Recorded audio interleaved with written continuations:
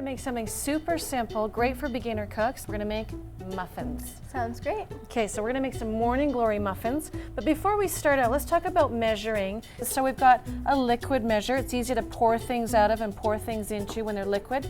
And we've got some dry measures. So we come in cups or in teaspoons and tablespoons. And one thing you want to watch is that we're not just dipping our cup into the dry products, otherwise it packs it in there and we get way more dry ingredients than we actually need. So what we're going to do is we're going to kind of sprinkle them in there, and then once we've got that all full, we want to make sure we level the top off so we have exactly what we need, because too much dry can make our product dry and not enough will make it too wet, right? So we're going to just level it with a palette knife, or a dinner knife is working just fine. So that's how we're going to measure all of our dry ingredients. Okay. Easy? Easy. Easy. So let's get you to put all of our measured dry ingredients into the measuring bowl or mixing bowl. Sure. So we've got our flours. We have all-purpose flour and pastry flour, but you can use straight all-purpose flour. We just like them to be a little bit softer. Then you've got your salt, which is going to give us a little bit of flavor. We've got cinnamon, again, for more flavor. Then we're going to put in some baking soda. This is going to help them rise. So now muffins are called quick breads. You can add your sugar in there. They're quick breads because we don't use yeast like we do with a yeast bread, okay? We use baking soda or baking powder to make it rise, and the eggs are also going to help make it rise. So you want to break up all the lumps. You want to make sure everything's completely incorporated.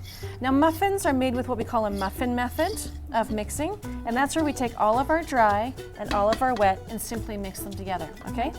Into our dry ingredients, let us add our garnish, okay? We've got coconut, great flavor. We've got some crushed pineapple. We've got raisins, so it's going to be all nice and tart and sweet. Then we've got our shredded apple, a nice tart apple. And we've got shredded carrots. So we're getting a little bit of vegetables into our day as well. So we're going to stir this all around and make sure that everything's completely coated. That way all of our garnish stay mixed throughout the muffin. They don't sink to the bottom, they don't rise to the top. Okay. So now that we've got that all mixed, we're just going to make a nice well right in the center. Okay, we'll be ready for those liquid ingredients. All right, so let's just leave that to the side. Let's move over to our liquid ingredients. Now a lot of people measure over top of the bowl, and sometimes we accidentally spill and we get too much in it. So I like to do my measuring off to the side. Okay, so we're going to start out with our vanilla. We want a half teaspoon of vanilla in there. Okay, see, we got a little extra there. A little extra vanilla is okay, but some things we might not want in there.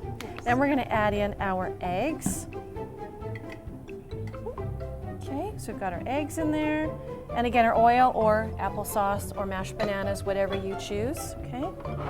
So we're going to whisk those up with our fork. Sure. Till they're thoroughly combined. We're going to break those yolks up and then just give it a real good stir. Okay, so now that that's mixed, we're going to put it into our dry ingredients. Now this is really important. We're going to grab a spatula or a wooden spoon and we're going to do our mixing.